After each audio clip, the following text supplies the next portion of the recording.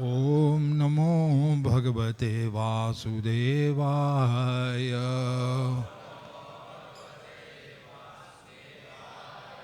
Om Namo Bhagavate Vasudevaya.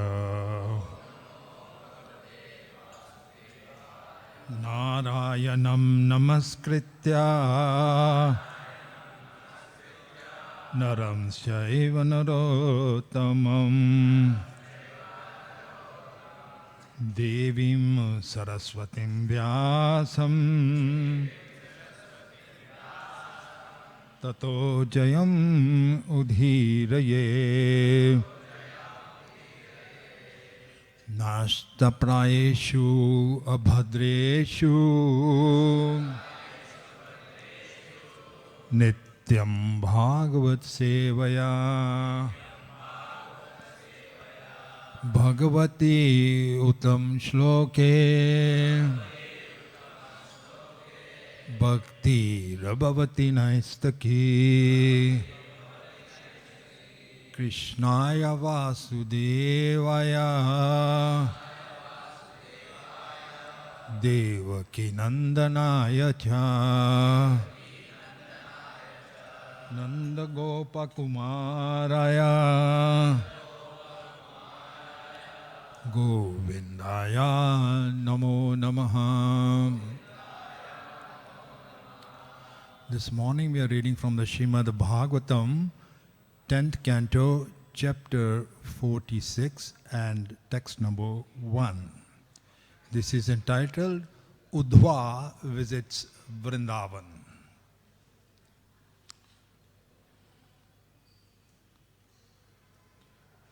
Shri Shuka Uvacha Vrishinam Pravaro Mantri Vrishinam Pravaro Mantri Krishnasya Daitah Sakha Krishnasya Daitah Sakha Shishyo Brihaspati Sakshat Shishyo Brihaspati Sakshat Uddhavo Buddhisattamaha Uddhavo Buddhisattamaha Shri Shuka Uvacha Vrishinam Pravaro Mantri Krishnasya Daitah Sakha Shishyo Brihaspati Sakshat Uddhavo Buddhisattama.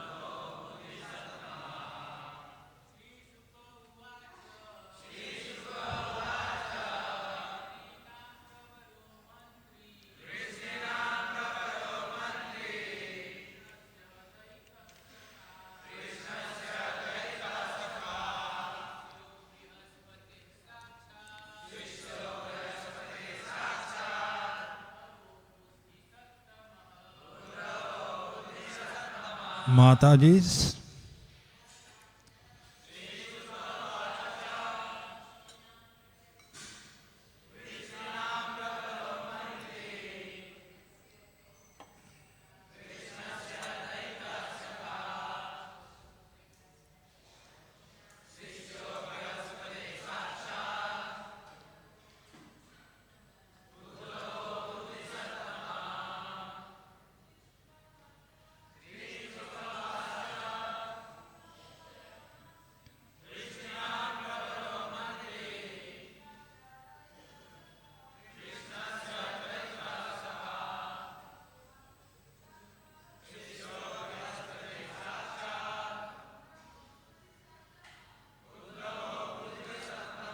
Word meanings. Shri Shuka Uvacha. Shukadev Goswami said, Vrishninam, of the Vrishnis, Pravaraha, the best, Mantri, advisor, Krishnasya, of Krishna, Daitaha, beloved, Sakha, friend, Sishya, disciple, Brihaspate, of Brihaspati, the spiritual master of the demigods, Sakshat, directly, Uddhava, Buddhi, having intelligence, Sattama, of the highest quality. Translation and purport. Shukadeva Goswami said, the supremely intelligent Uddhava was the best counselor of the Vrishni dynasty, a beloved friend of Lord Shri Krishna, and a direct disciple of Brihaspati. Kindly repeat. Shukadeva Goswami said, the supremely intelligent Uddhava was the best counselor of the Vrishni dynasty, a beloved friend of Lord Shri Krishna, and a direct disciple of Brihaspati. Purport. The Acharyas give various reasons why Lord Krishna sent Uddhava to Vrindavan. The Lord had promised the residents of Vrindavan, Ayase, that means I shall return, Ayase, I will return. He's promised the Vrindavan residents. Also, in the previous chapter, Lord Krishna promised Nanda Maharaj, Drashtum Eshaya Maha, we will come back to see you and Mother Yashoda. Both Krishna and Balaram, we will come to see you. He has given this assurance to Nanda and Yashoda. Also, we will come back to see you and Mother Yashoda. At the same time, the Lord could not break his promise to Shri Vasudev and Mother Devaki to finally spend some time with them after they had suffered for so many years. Therefore, the Lord decided to send his intimate representative to Vrindavan in his place. The question may be asked, why did Krishna not invite Nanda and Yashoda to visit him in Mathura? According to Srila Jiva Goswami, for the Lord to have exchanged loving feelings with Nanda and Yashoda in the same place and at the same time that he was exchanging them with Vasudeva and Devaki would have created an awkward situation in the Lord's pastimes. Thus, Krishna did not invite Nanda and Yashoda to stay with him in Mathura. The residents of Vrindavan had their own way of understanding Krishna, and their feelings could not have been appropriately expressed on a regular basis in the kingly atmosphere of Mathura.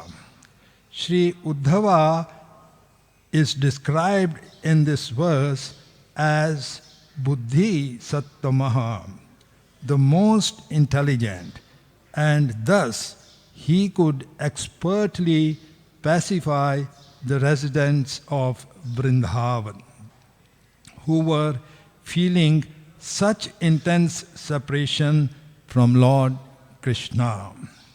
Then, upon his return to Mathura, Uddhava would describe to all the members of the Vrishni dynasty the extraordinary pure love he had seen in Vrindavan. Indeed, the love the cowherd men and gopis felt for Krishna was far beyond anything the Lord's other devotees had ever experienced. And by hearing about that love of the Lord's devotees would increase their faith and devotion. As stated in the third canto of the Bhagavatam by the Lord himself, Na uddhavo avo api mana ayunaha. Uddhava is not even slightly different from me. Krishna is saying here, Uddhava is not even slightly different from me. Resembling Krishna so much, Uddhava was the perfect person to carry out the Lord's mission in Vrindavan. In fact, Sri Harivamsa states that Uddhava is the son of Vasudev's brother Devabhaga. So Uddhava is the son of Vasudev's brother Devabhaga. Uddhavo Devabhagasya Mahabhaga Suto Abhavat. In other words, he is cousin brother of Sri Krishna.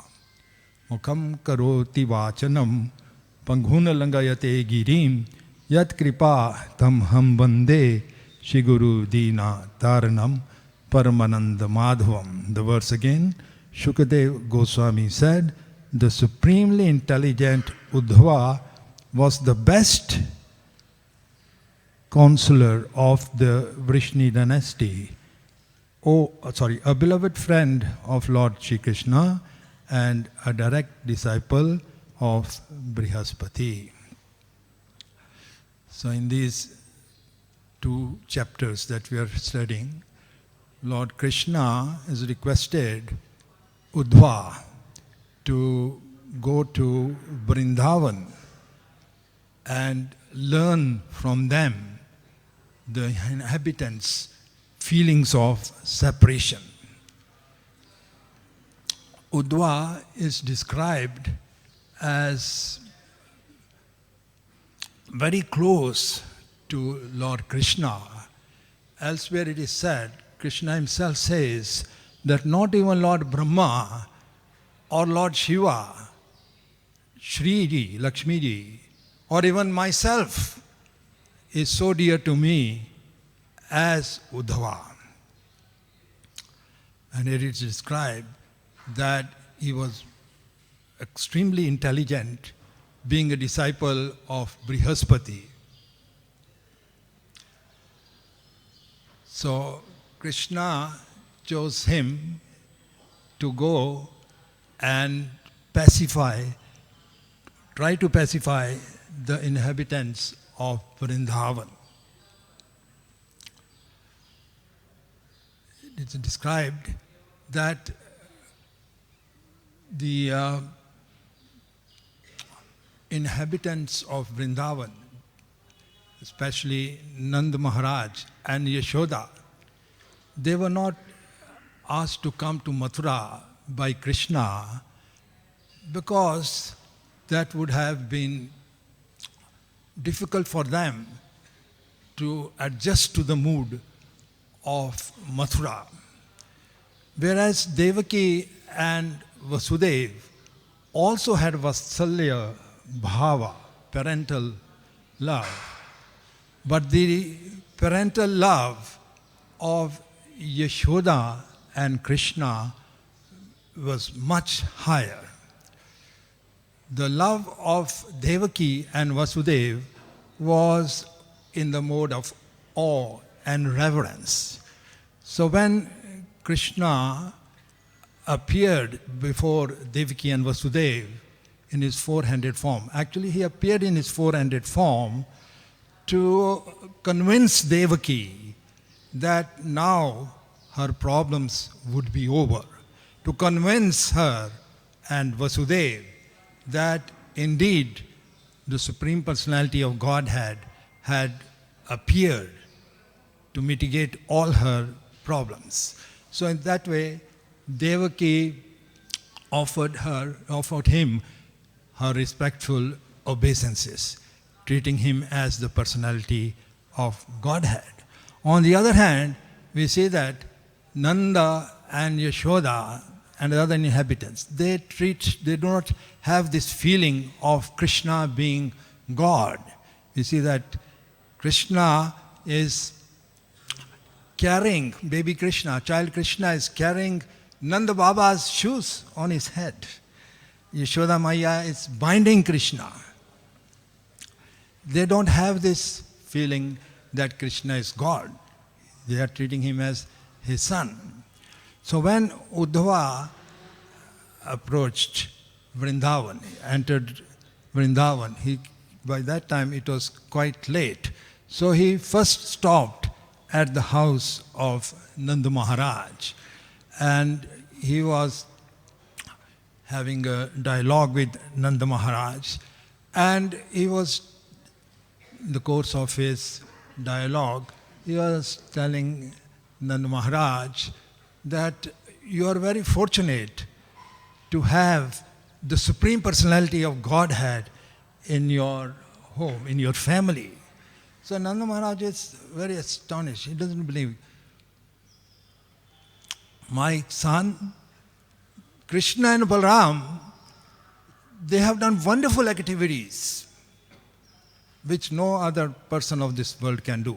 So I can accept at the most that they may be demigods. But Uddhava went, no, they are not just demigods.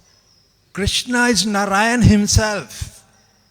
He is the soul of the soul. He is the self of the self. He is the personality of Godhead himself. Ananda Maharaj is not accepting that. He is my son. So you are saying that he is Lord, he is God? I am saying he is my son. Very naughty boy, very lovable person. So let us compromise. You are not budging that he is Narayan. And I am not budging that he is my son. So let us compromise. So let your Narayan protect my Krishna. Let your Narayan protect my Krishna. Let your Narayan give devotion, give us devotion to our Krishna. Let that be our compromise. So Uddhava entered Vrindavan, and this is the feelings of Vrindavan, which is considered to be as worshipable as the Lord himself. Chaitanya Mahaprabhu, he also said that the mode of worship of the gopis is the highest.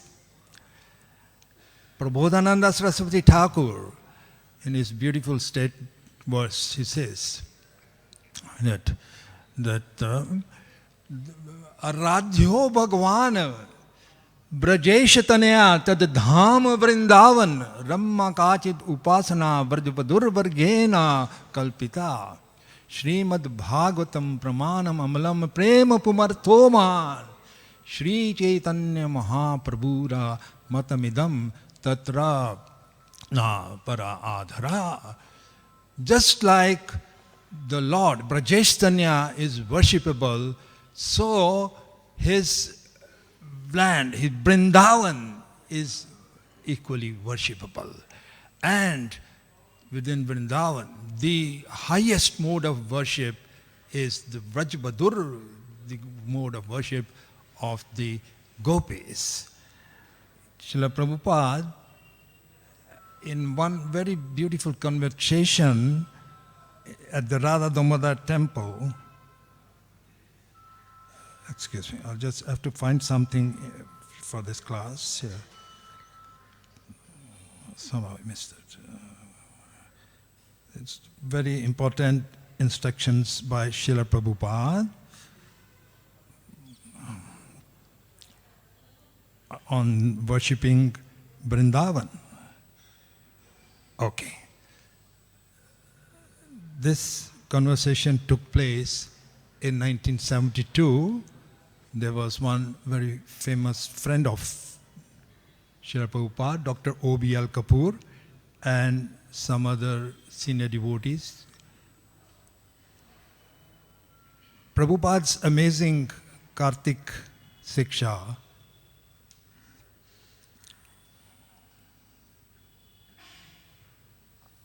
in Kartik 1972, in his eternal residence at the Radha Damodar Mandir, Srila Prabhupada had the most amazing conversation, full of realizations and Vraj illuminations.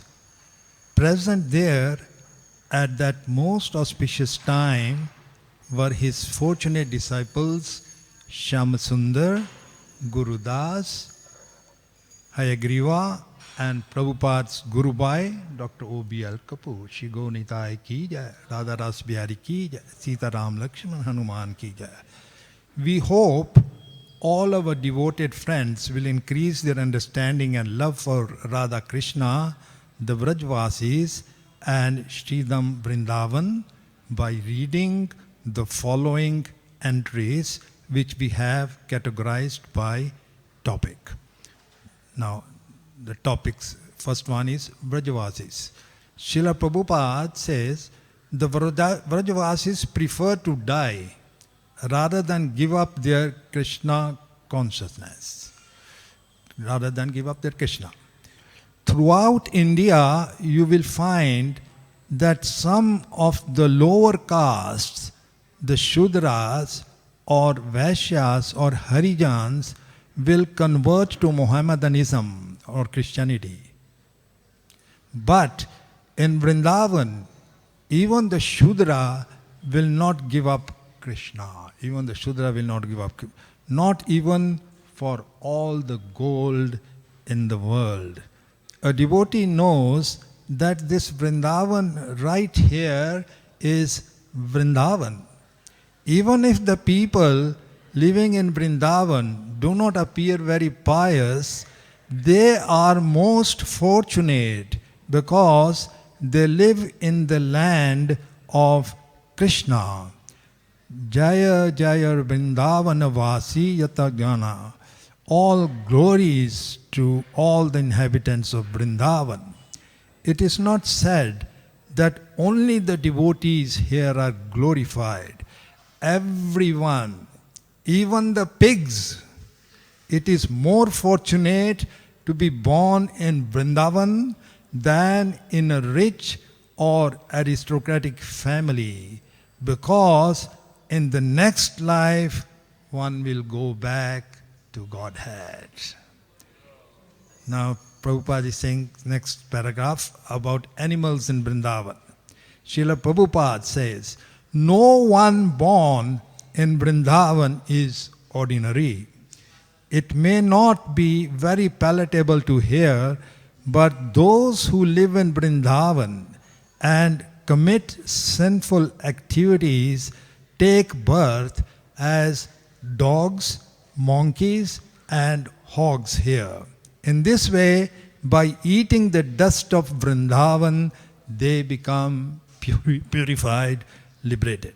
Then the disciple is asking, Gurudev, how does one get these different bodies? And Prabhupada is replying, if a person in Vrindavan engages in too much sex indulgence, he will get the body of a dog, a monkey, a pigeon, or even the body of a tree. The pig body is there for one who overeats or eats prohibited food. Then the disciple is asking, Gurudev, what about those guys down by the Yamuna that smoke ganja all day? And in a very sweet, humorous way, Srila Prabhupada replies with a slight laugh. Srila Prabhupada replied, they get hippie bodies with big beards. Very nicely replied by Srila Prabhupada. They get hippie bodies with nice beards, with big beards and long hair. And they have to take birth in San Francisco in the USA. Okay, now Prabhupada goes on the power of Vraj Vas. Srila Prabhupada is saying, the effect of living in Vrindavan cannot be overestimated. At every turn, you are reminded of Krishna here, and your spiritual strength increases due to that contact. For instance, from 1962 to 1965, I would sit in these rooms and chant Hare Krishna and see the samadhis of Jiva and Rupa Goswamis. Just by thinking of how they wrote, I got courage to write. I would type and cook a little. I lived very simply, content to be in Rupa Goswami's presence. These samadhis are the best in Gaudiya Vaishnavism. They actually inspired me to go to the West. The samadhis inspired Srila Prabhupada to go to the West. Now, Prabhupada is talking about the dirt and deterioration in Vrindavan, so-called dirt and deterioration of Vrindavan. Disciple is asking, Prabhupada, it appears that the dham is deteriorated and unclean. Prabhupada is replying, Vrindavan has not deteriorated. Just see, for a materialist, everything is topsy-turvy because his vision is perverted. Beauty and ugliness are in the eye of the seer. The ugliness that you see here is Yogamaya. Krishna's covering Vrindavan. Then Vrindavan appears dirty and deteriorated to drive away the atheists and impersonalists. It appears dirty to drive away the atheists and impersonalists. This Prabhupada is saying. For a devotee, this Vrindavan is as good as Krishna's transcendental abode in the spiritual sky. Goloka Vrindavan. Yeah. But you must have the eyes to see Vrindavan. Vrindavan hides herself from the materialist. Prabhupada uses the word. Vrindavan hides herself from the materialist. Now, Vrindavan is so potent that even the dogs and pigs here are going to be liberated. Life here is not polluted because even the most polluted are being purified. Even the most polluted are being purified. So it is not deteriorating. If even the dogs are going to be liberated, how has Vrindavan deteriorated? When the pigs and dogs are going to be liberated, how is Vrindavan deteriorated? It's not deteriorated. Then personal Vrindavan. Now devotee has this question. Disciple asked this question. Prabhupada, why did you just speak of Vrindavan as a person hides herself? You remember Prabhupada used the word Vrindavan hides herself. So Prabhupada is replying, in spiritual consciousness, everything is personal. In Ramayana, we find that even the city of Ravan appeared before Hanuman as a gigantic person, a Rakshasi, and Hanuman knocked her down because she challenged him. Liberation in Vrindavan, that's the next topic which Prabhupada is discussing.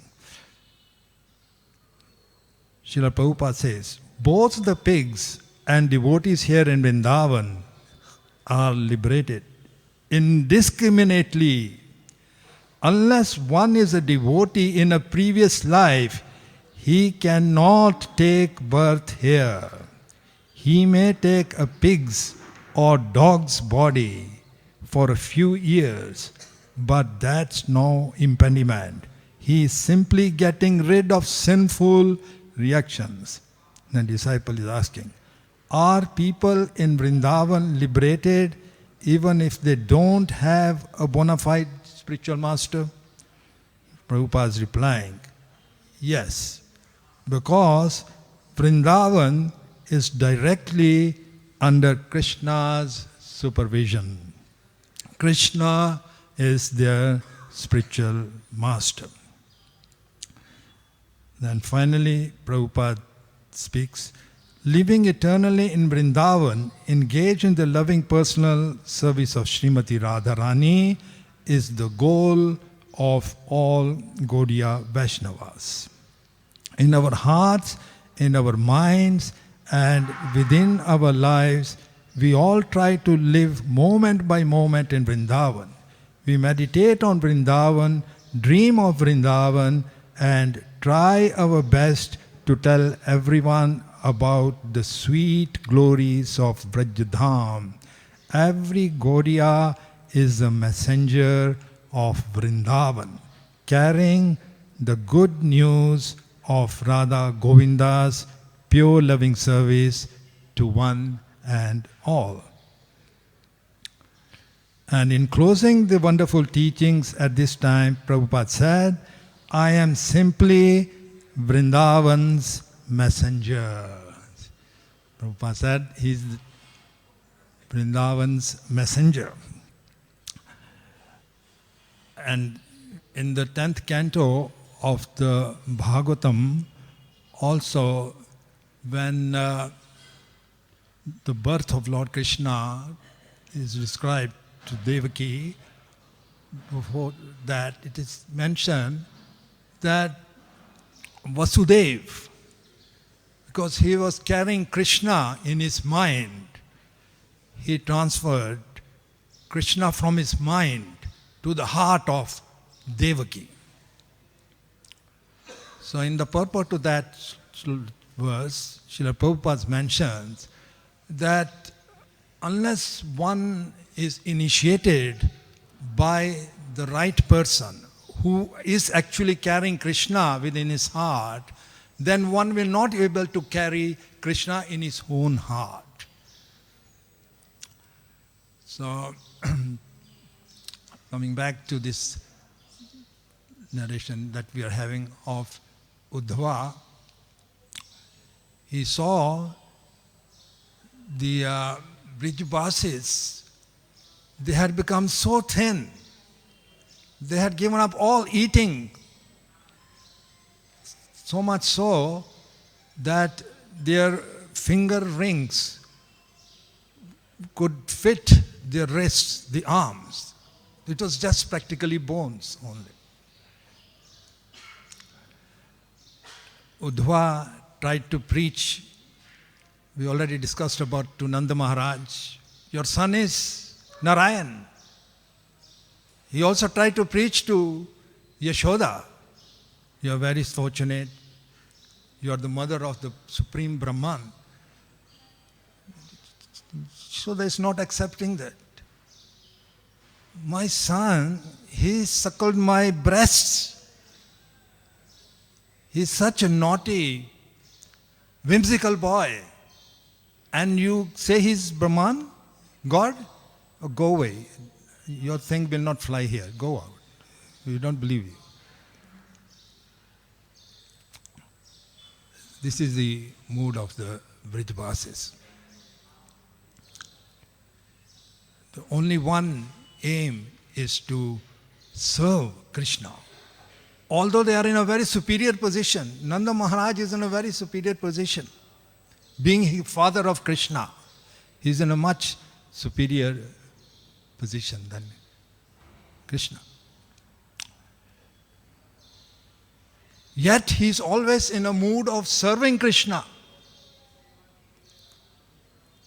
All the gopis, as we recited that, Rama kachit upasana varjavadurvargena va kalpita, the highest mode of worship was that of the gopis. And among the gopis, Srimati Radharani is the best.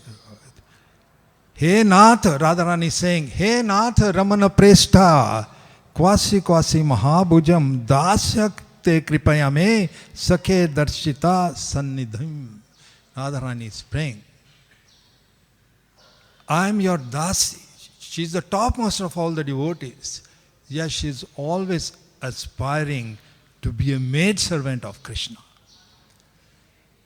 Nanda Maharaj, all Brajavasis, even though they have such an intimate relationship with Krishna, they always aspire for more and more service to Krishna. We just recited Radharani saying, I am the maid, please accept me as your maidservant. And in another section of the Chaitanya Charitamrita, the section that deals with the Sikshastakama prayers,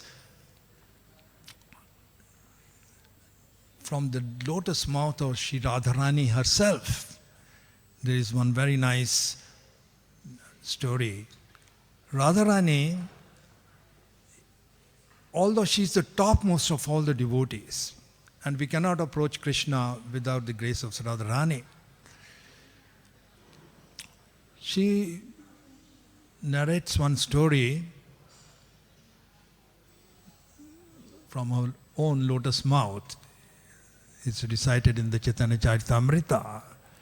Radharani says that there was one village, and in this village there lived an elderly Brahman couple.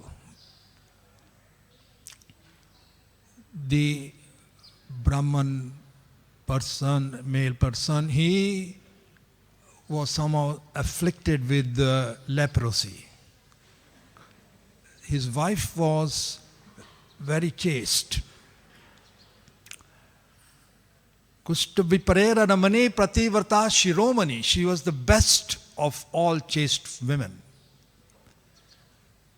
Patira Lagira Vaishyara Seva. She, in order to please or satisfy her husband so that her husband would feel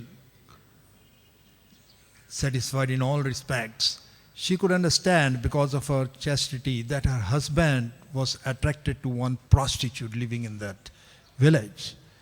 So she started serving that prostitute. She would clean her house, massage her, cook for her, do all sorts of menial service for this prostitute. So the prostitute one day asked this Brahmini lady, you have been doing so much service for so long. Please, I want to give you some salary in exchange. Take some reward in exchange. And she said, no. The Brahmini said, no, I don't want anything for my service. But I do have one wish. My husband is very much attracted to you and he wants to enjoy you. Just fulfill his desire one time. That's all I request. But the prostitute refused. No. Because if the word spreads around that your husband is, or I have associated with your husband, then no one will come to me because he is a leper. But this Brahmini did not give up. She intensified her service to the prostitute. And finally, the prostitute's heart melted. And she said, okay, you bring him here. I will not come to your house. So one night, this Brahmini, chaste lady, she carried her old and decrepit husband who could not even walk. But the desires, senses are so strong. He was stricken with leprosy. He was so old, could not walk even. So she carried him on her shoulders. It was a dark night. Somehow, when I was passing to go to the prostitute's house, the Brahman's foot touched Markandeya Rishi, who was sitting there meditating. Markandeya Rishi was furious. Who has this audacity to touch me with his foot? I curse him. By the time the sun rises tomorrow, he will die, whoever he is, to touch me.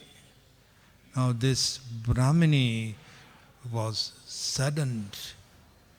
I thought I was going to bring some pleasure for my husband.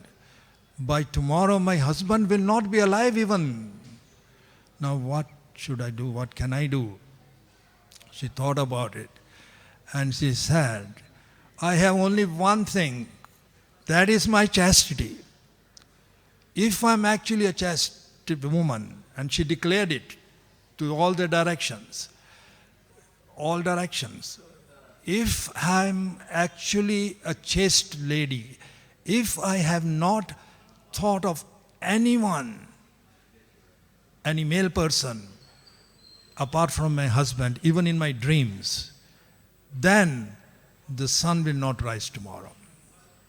That was the only way to prevent the death of her husband. Because the curse said, when the sun rises, he will die. So suppose the sun doesn't rise, then he will not die. So she used that. And what happened? So on the one hand, we have this Ghoshana, what they call, she's statement from this lady who's saying, declaration from this lady saying, if I'm chaste, the sun will not rise. On the other hand, Markandeya Rishi's curse, which cannot go, it must have to take effect. So what actually happened was, because of the chastity, respecting the chastity of this Brahmini, the sun did not rise the next morning. So when the sun did not rise next morning, the whole universe was in darkness. And it was a very difficult situation, as you can imagine, when the sun doesn't rise. So the demigods, they went to the three principal demigods, Brahma, Shiva, and Vishnu. And they asked them, Lords, you have to do something. Otherwise this universe will come to an end. When the sun is not rising, the universe will end. It is certain. So three demigods, Brahma, Shiva, and Vishnu, they came. And they asked this Brahmini, Devi, because of your declaration that, or your desire that sun should not rise, the sun is not in fact rising. And there is catastrophe all over the universe. Please take back your curse. Otherwise the universe is going to be finished. But she said, I don't care if the universe is finished. I am only interested in my husband. I cannot see my husband die before me. So then Vishnu was there. He said, he reassured her. Now Devi, it is a fact that when the sun rises, your husband will die, because Markandeya Rishi's vein cannot go in vain. It has to take effect. But I am here. I will bring your husband back to life.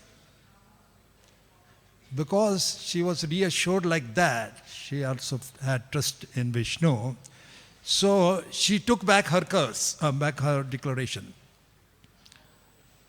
And as soon as she took back her declaration, the sun arose.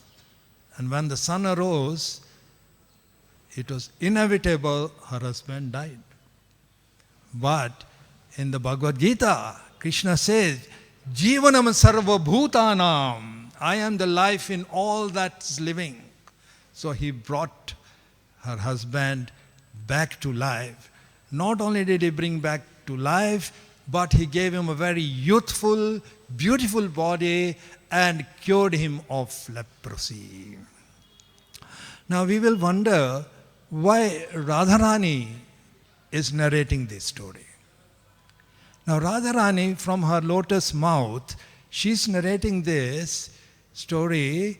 She's actually praying, just like this chaste Brahmini, by her chastity, she could stop the rising of the sun and bring back her dead husband back to life. She's saying, let my devotion to Krishna be like that, just like that chaste ladies. That's why Radharani is saying that in the section which deals with the Shikshastakuma, this story is narrated. And so we learn from this that actually in our devotion service also, we should not live in a comfort zone, but always strive for more and more, chant better rounds, read thoroughly Prabhupada's books, actively engage in and very conscientiously engaged in devotional service.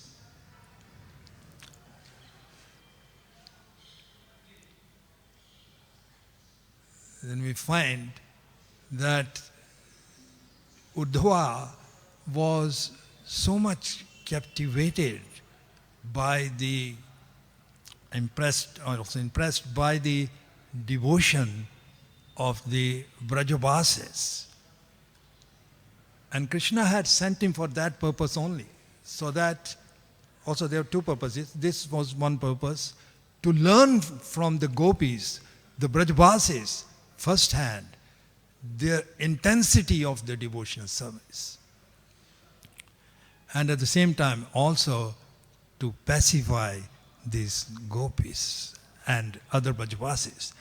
So by the time he left Vrindavan, Uddhava, he was totally immersed with their mode of worship, and he prayed, let me be born as some grass, not even in Vrindavan, outside Vrindavan, so that when these devotees go outside Vrindavan, I will be purified by the dust that is coming from the gopis' feet.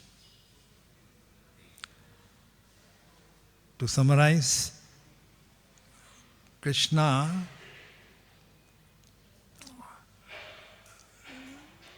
is being seen in two ways. Uddhava saying that Narayan, your son, or Narayan has come as your son, Krishna. Nanda Maharaj does not want to be disturbed by this. Similarly, Chaitanya Mahaprabhu, when he was addressed as God, sometimes he would just shut his ears. Vishnu, Vishnu, what are you saying? And Prabhupada mentions there, when Chaitanya Mahaprabhu wants to act as a devotee or enjoy, because bhakti is so enjoyable, he wants to enjoy as a devotee, one should not disturb him. So similarly, Nanda Maharaj, he is saying to Uddhava, okay, let us compromise. You can't give up the conception of Krishna being Narayan. You're saying he's Bhagwan. All right, let your Krishna, he's saying, let your Krishna be Narayan. let your Narayan protect my Krishna. Let your Narayan or your Krishna give us Brajvasis bhakti to our Krishna. Because devotional service is so relishable, so enjoyable, that God Himself wants to come as a devotee. Because we all want to try to become God. Wouldn't it be nice if I was God, Krishna? But Krishna Himself, no, bhakti is much better. It's much more enjoyable. So He comes as Chaitanya Mahaprabhu to taste this bhakti. Similar thing with Advaita Acharya.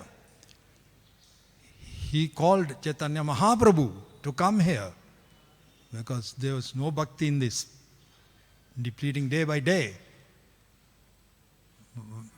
When Chaitanya Mahaprabhu appeared, Advaita Acharya would always want to respect Chaitanya Mahaprabhu.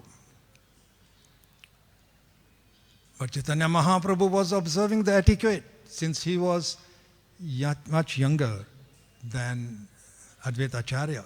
Advaita Acharya was the age of his father, Jagannath Mishra. Advaita Acharya always wanted to somehow give his respect to Mahaprabhu. But Chaitanya Mahaprabhu would not accept that. So Advaita Acharya devised a very clever trick. We'll be ending shortly. He did a very clever trick. He would purposely preach that superior to bhakti is jnana. This is from the Yoga Vasishta. He would purposely preach that. And when the devotees complained to Chaitanya Mahaprabhu, this Advaita Acharya is actually advocating jnana instead of bhakti. So Mahaprabhu was furious. I was sleeping very peacefully in Goloka, and this Advaita, he crowed so loudly, woke me up and told me to come here to teach bhakti, and now he himself is saying that jnana is superior to bhakti. I'll go and teach him a lesson. So Chaitanya Mahaprabhu came from Mayapur to Shantipur. He ran, and there, at that time, Advaita Acharya was speaking, actually giving a lecture. And Mahaprabhu was hiding to hear what he actually was saying. And Advaita Acharya was saying the same thing, that, okay, bhakti is all right, but higher than bhakti is jnana. So as soon as Chaitanya Mahaprabhu heard that, he rushed to this. He was sitting on a vyasa and pushed him aside, threw him. You, Advaita, I came because of you. You shouted so loudly, woke me up. I came to teach bhakti, and you are saying bhakti is lesser than jnana? But Advaita Acharya's purpose was achieved. Because you don't push any person who is higher than you. You can only push a person who is lower than you. So he had achieved his purpose. Today I am satisfied, Advaita Acharya said. My purpose is fulfilled. The point was that we all trying to be lords or big in our service. Here, God Himself wants to become a devotee. So no matter what service we are given, do it very enthusiastically. Show that we care for Krishna. It may seem to be a very trivial service or very ordinary service. Don't wait till you get a big post of GBC or Guru, whatever. No. Whatever service you're doing, do it put all your heart into it. Show that you care for Krishna. And Krishna will be very pleased. We're running out of time. So I don't know if there's time for questions or comments. I can take one or two questions if you want.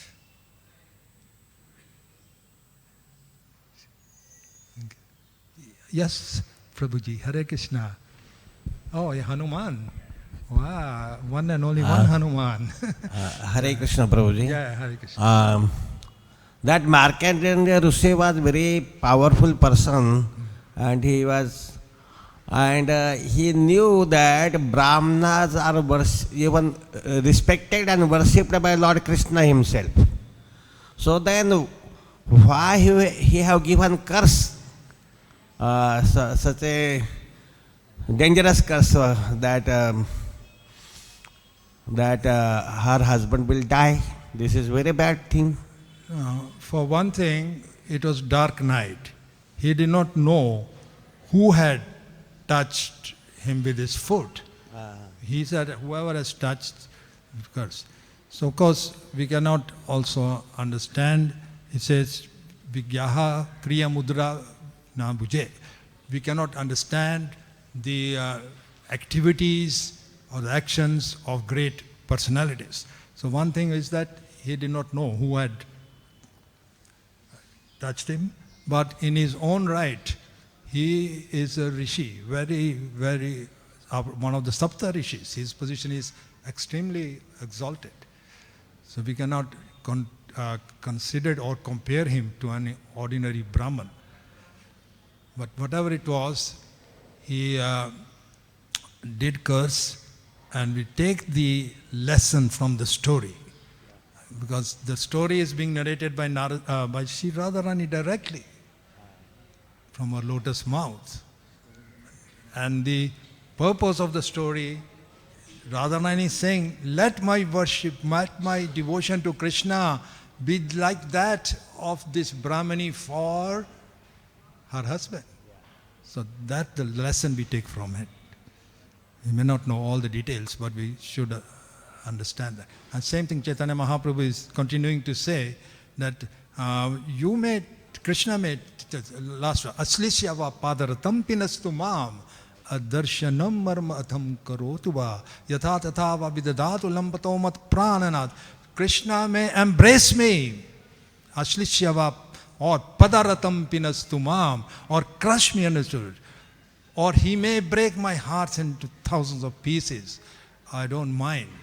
But mat prananatha stusa na para, I will only worship Krishna. That is the mood of the gopis and the Brajavasis.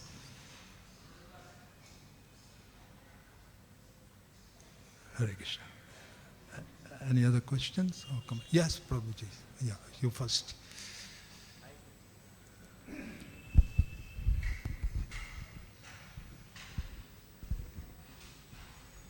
Hare Krishna, Prabhuji.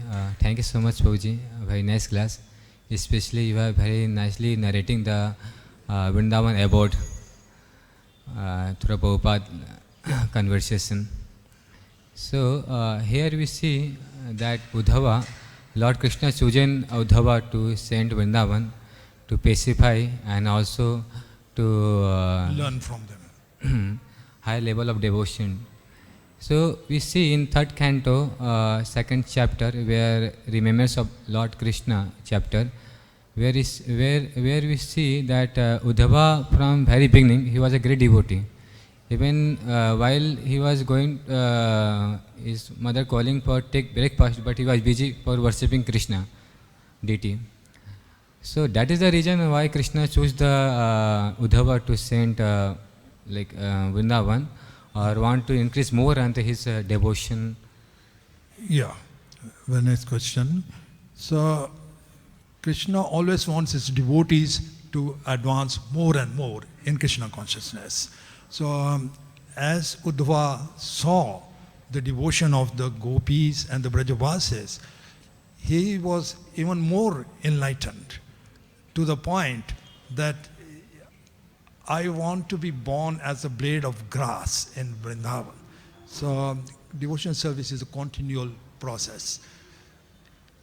I narrated the story of Radharani. She's the topmost of the devotees. Yet she's praying, my devotion will be led like that of the Brahmini who was dedicated to her husband. So Krishna consciousness is very dynamic and increasing all the time. So Krishna saw in the Uddhava these qualities, and he says, I mentioned one sloka, Krishna says that not even Lord Brahma, not even Lord Shiva, not even Lakshmi ji, and not even myself are so dear to me as Uddhava. So when Uddhava is even more dear to him than he himself, than Lakshmi ji, than Shiva, than Brahma. So he is some very exceptional person. And verse he says, Satta Uttama, this Buddhi Uttama, the topmost intelligence. And you can understand from the Bhagavatam earlier shlokas, actually this is in relationship to Shukadeva Goswami. As soon as he was born, first of all, he was in the mother's womb for 16 years, as you all know. So, after taking birth, immediately he wanted to go. Vyasadeva was my son. After such a long time, he took birth. And he has gone away. He was shouting, but the trees only echoed. Then Vyasadeva thought, how do I bring my son back? So he sent some learned brahmanas, and where Shukadeva Goswami was there, they recited some verses. These brahmanas recited some verses. And after hearing these verses, Shukadeva Goswami decided, these are from the Bhagavatam, I must hear the rest of the Bhagavatam. So that's why he came back to Vyasadeva. And what was these verses? It's mentioned by our acharyas. One of the verses was the verse which is recited by Uddhava. Oho baki yan sthanna kalakutam lebe gatim dhatri uchitam tato anyam kam sharanam brajena. This is Uddhava reciting. Who else can I take shelter of except Krishna, who is so merciful that Baki is another name of Putana. Putana came to kill him, not knowing that no one can kill Krishna. So she tried to kill him. But he's thinking, oh, she gave me milk from her breast. She is my mother. So he gave her a position equal to his mother or the nurse. Dhatri uchitam tano tam kamva sharanam brajena. How else can I take shelter of anyone except Krishna, who gave even Putana the position of his mother or nurse. Now that verse is recited by Bhagavatam. So you can see how intelligent he is. He's intelligent. And sorry, get it. Yes, thank you so much. Okay, thank you. Hare Krishna Prabhuji. Thank you very much for wonderful class. Prabhuji, when you are reading that Srila Prabhupada letter, so you mentioned that when Srila Prabhupada was staying in Radha Damodar temple, so he was taking inspiration from Rupa Goswami and Jiva Goswami Samadhis. Yeah. So in another part, in third canto, so when Vidura visits different places, so he is taking inspiration from different deities. So Prabhupada mentioned in that one of the purport. So my question that we come to temple and offer obeisances to deities and offer prayers to deities. So what it mean by taking inspiration, and what inspiration we should take, and how to take from Radharas Bihari. So can you please mention? So it is reciprocal. More we surrender. Krishna says, Ye yatha mam prapandente tam sathaiva bhajameham. So if we are surrendered to Krishna, Krishna is a person. It's not just light. The same personality. They don't understand this. These are reciprocal feelings. Krishna is right within our heart. Although Krishna is everyone's heart, but he is not happy in everyone's heart. He is happy only in devotees' hearts. And Krishna says that Yesham Satatam Yuktanam Bhajatam Priti Purokam Dadami Buddhi Yogam Tam Yenamam Upyan. Krishna from within our heart. He is guiding us. He is inspiring us how to serve him. The thing that is required is surrender. We have to be very submissive and surrender. and especially the 8 prayers by Chaitanya Mahaprabhu, Sikshastakam, recite these every day. So we become enthusiastic. We come to the deities. One incident in Los Angeles.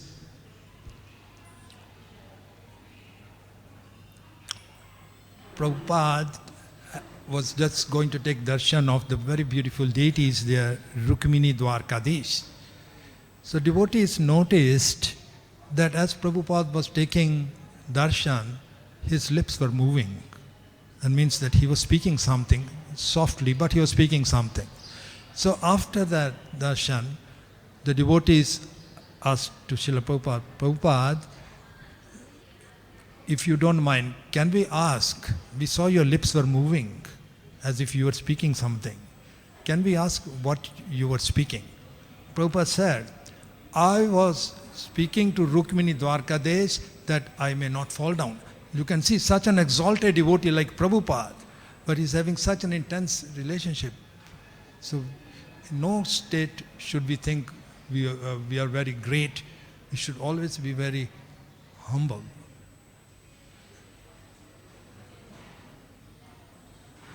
Okay? Thank you very much. All right. Okay. Yes, Prabhuji, Hare Krishna.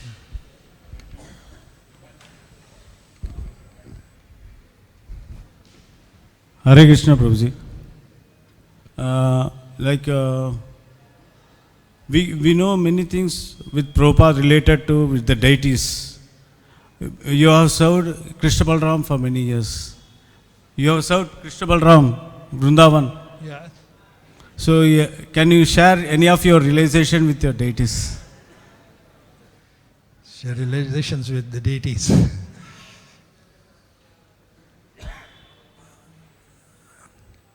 I will narrate 2 stories. More than with the deities, I'll share my realization with Srila Prabhupada. The first incident is in Radha Landan Ishwar. Very beautiful deities. Prabhupada established them. And on either side of the deities, there are very 2 nice asanas. So devotees were curious to know, Prabhupada, what are these 2 asanas for? Who are they for? And Prabhupada mentioned, during this arati, Brahmaji and Narada Muni, they come. We sing the song every day. Arati ko rena Brahma adi deva gane. They come. We don't see them, we cannot see them, but they are there. And another incident, in Mayapur, very ecstatic kirtan was going on. And Prabhupada is on the upper floor. All of a sudden, Prabhupada burst out laughing. The devotees asked, Prabhupada, what happened? Prabhupada said, you didn't see? Narada Muni has come. And Narada Muni is laughing at the Malechas. He's very happy to see the Malechas and Yavanas dancing in Kirtan. That was Prabhupada saying indirectly. That's Prabhupada's pastimes with the deities. There are so many, unlimited, many pastimes with the deities. Deities are persons. And my experience with Srila Prabhupada, I would like to share. Before joining this movement, actually, I had tried many different philosophies, read many different philosophies, tried many activities of social nature, because somehow I was concerned about the world situation, so many problems everywhere. Then I asked my professors in the university, why there is so much suffering? What is the meaning of life? I was trying to find. I read so many philosophical theses or books, but I could not. Even I read Bhagavad Gita, but not as it is before this. But that Bhagavad Gita actually confused me even more. So anyway, whatever it was, so I asked our professor, they said, you just have a nice time, don't bother these things, just have a good time. But I was not satisfied. I even thought of joining the communist society. I thought maybe they'll have a solution. Then I did various types of social work. Still there was no satisfaction. But luckily, then one time I was going in Oxford Street, and there I saw devotees, all Western devotees, in dhotis and kurtas, with shikhas, and ladies in saris, all Western. And they're playing mridanga, kartals, and dancing in kirtan. I was very surprised. And Oxford Street is the heart, is the kingdom of Maya there. Somehow I had to be there. So I was very surprised. Somehow they gave me a book, some books. And one of those books was Easy Journey to Other Planets. So I thought, what is this easy journey? Because I was very much interested in traveling. So I read that book. It's a book which is Bhagavad Gita only, but it's written in very scientific language. Prabhupada uses many technical terms like protons, neutrons, electrons, all appealing to the scientists. Having a scientific background, I was impressed with that. So I read that book and I thought this will have the answers to my question. So then I saw the address in the book and turned up at Sevenbury Place, which is the London temple there. And to my greatest fortune, Srila Prabhupada happened to be there at that time. Krishna is the best timer. He had timed everything perfectly. By his first darshan and his first few words, the first sentence that I heard from Prabhupada's mouth was that he was pointing to the deities. Krishna is there in the deities. But if you think that this is only stone, then he will remain stone for you. And then he also said that this Darwin's theory is nothing. Krishna consciousness, we can easily defeat Darwin's theory. So because at that time I was having some atheistic sort of bent of mind, when I heard that this, our Krishna consciousness could smash Darwin's theory, I was very much impressed to join. And then all the devotees, they went up to Prabhupada's private quarters for darshan. I didn't know what to do. It's the first time I had met Prabhupada. I thought, well, I will also go. So I went there following the rest of the devotees. So they were all offering obeisances to Prabhupada. And I did also the same. I didn't know what to do, but I did the right thing. I offered my obeisances without knowing anything. And Prabhupada, he smiled very oceanic smile. And luckily he touched my head and he said one word, Jai. That changed my life. And being in his association, it felt as if Radha and Krishna are there with him in the same room. And that was the experience of every devotee who had any close relationship with Prabhupada, or even touched Prabhupada, be near to Prabhupada. I felt so blissful. It's indescribable. And I decided I have found the answers to my questions and I will give my life to Prabhupada. That was in 1972. That was Srila Prabhupada's mercy. Hare Krishna. Srila Prabhupada ki jai. Thank you. Thank you. Hare Krishna. Yes. Thank you. Hare Krishna. Thank you very much, all of you. I'll just repeat Nanda's last request to Uddhava. Let your Krishna protect my Krishna. This is the compromise. Hare Krishna. Thank you very much. Granth Raj Srimad Bhagavatam ki jai.